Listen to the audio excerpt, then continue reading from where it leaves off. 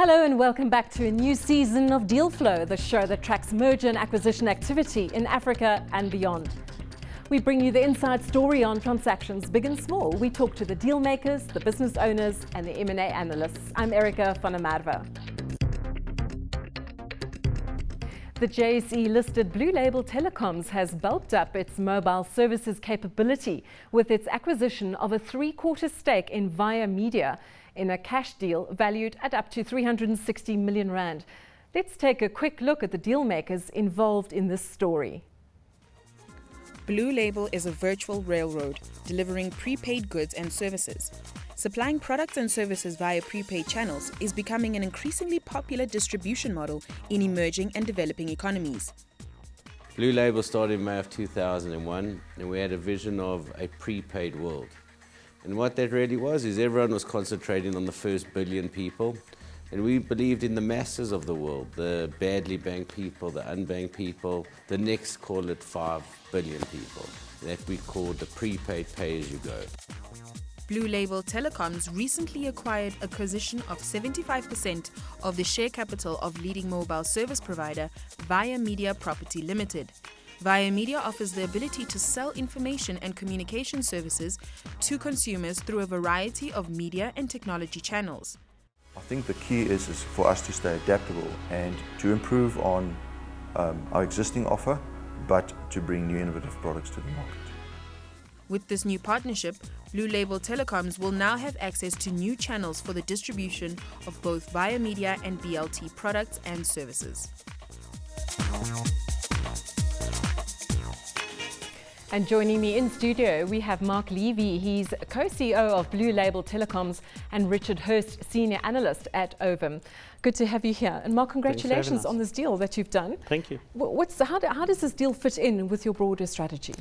Look, what Blue Label focuses on is really our main areas of distribution, customer acquisition. And what ViaMedia does for us is allowing us to reduce churn in our customer acquisition by providing them value adds like content, downloads and so forth. So if you look at the way in which you've structured the deal, so you gave a fair amount of detail there. So there's an acquisition price of around about 144 million. And on top of that, depending on performance, there's more and then a further top up. So just explain the reasoning behind that and perhaps how difficult was that to negotiate a deal structured in this way? I think often the difficulty comes around the lawyers and the accountants. I think we did a deal very quickly, we shook hands and then went to processing. But the deal is structured, he still owns 25% of it. And what we've allowed is a warranty period over 3 years.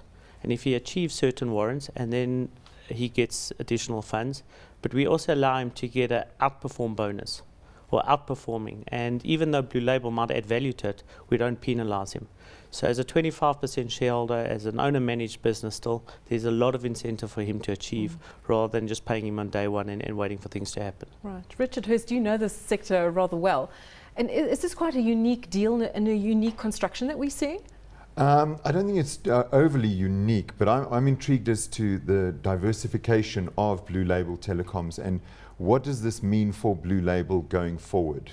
Sure. So once again, if you look at what we do on behalf of the mobile operators, we are an acquirer of subscribers for them.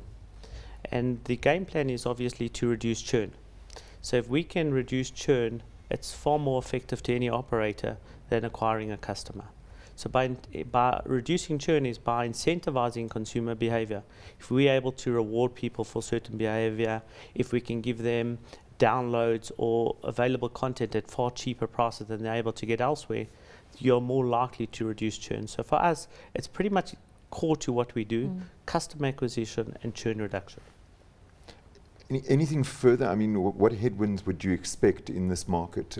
Do you foresee the content environment becoming more competitive, mobile content? Look, I spoke to Eleanor Craig a while back and he actually framed it quite nicely for us.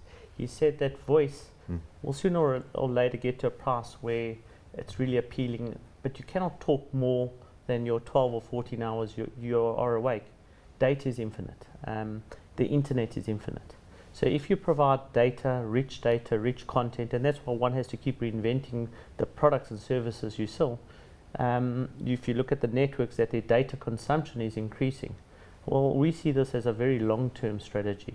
What we have to do is not be complacent with the content and data you have now, and keep finding very applicable data. So for example, in certain communities like churches provide them, their types of communities, certain religions, games, sport. So it's not limited to a single event or a single piece of content. Mark, so Richard brought in the element of competition. So this is a fairly commoditized space in which you're working with limited margins. So there's probably limited room for error. As you say, you have to be creative, come up with new ideas, and yet and consumers are pretty fragmented, such a barrage of information, and yet it's also difficult to change behavior. So long question really is, how many local competitors are there, and presumably global competitors? There's many competitors in the world and locally. So what we did is, when we looked at this space, we looked at who was the best in the space. And often when you look at a business, for us, we look at investing in people, not businesses. Is that what you look for when you do a deal, in addition to price and structuring? As I said, our business philosophy really hinges around 5 things. You know, would it be earnings enhancing? Would it offer us another distribution channel? Would it offer us another product? Would it be defensive? And if it could encompass most of those categories, well then, you know, that fits. That's round 1. Round 2 is, obviously, you spend a vast amount of time at work. We need to ensure, as our business goes, that we can work with those entrepreneurs. Because to come in a world that everyone's fixed with their ideas, there's not much we could do. So we're not a passive investor.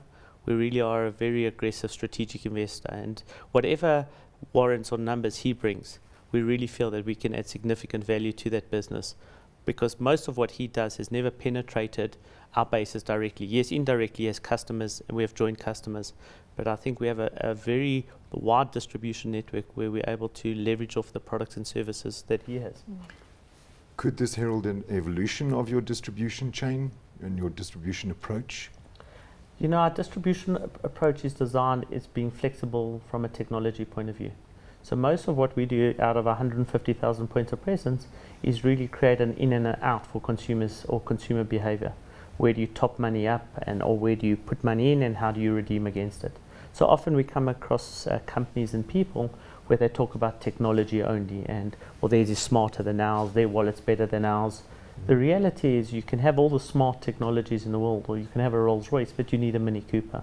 And most roads eventually lead to a point where money has to be put in and something has to be withdrawn. And I think that's the type of environment we can offer to both anyone that we vend for, but companies that are within our group, gives them speed to market by having that well-established distribution network. Mark, what's the regional or global significance of this deal? So you have a presence in India, Mexico and the UK. Some of them more profitable than others. So Are you rolling ViaMedia out elsewhere? Look, the intention is always to see what we can leverage off. What we have learned is that the copy and paste model doesn't always work effectively. So India, I would say, is probably one of those more saturated markets. Mexico, for me, is probably one of the more appealing markets. So yes, its all intention is to take whatever we build in South Africa, distribute it internationally, and vice versa. There's lots of things they've got that we've looked at as well. So yeah, the game plan would be as an international game plan, sure. And what kind of growth are you anticipating for this mobile content over the next year, 18 months to 3 years?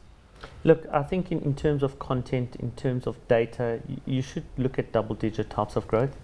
That's assuming we leave him basically by himself. We're quite convinced that if we add more value, it's how far up the double-digit ladder we can grow.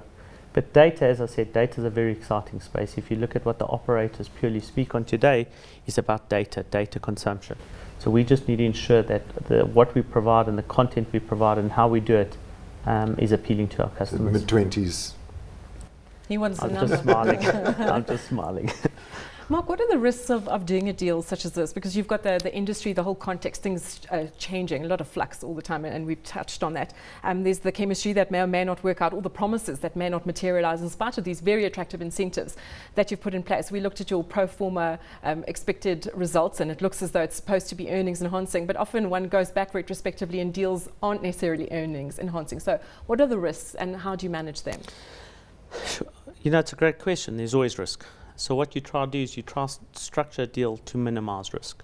Hence the yearly earnouts or the ups that he's able to earn, the additional funds he can earn, plus he's a 25% shareholder of the business. We do a thorough due diligence, you know, from a legal due diligence, a financial due diligence. So we take due care. The world may change significantly in a couple of years. We can't count for force majeure. But I think from an intelligent way we approach business and the way we apply our minds at how we can integrate it into our business, we believe that the chances of failure are far less. What's your assessment, Mark? Because in this world of flux and technological advancement, and I understand you do most of your tech development in-house, what's your assessment of what's available and the innovative and creative ability within South Africa and what you can access? Look, there's a lot of creative minds in South Africa. Our biggest shortcoming in our business is skills resource.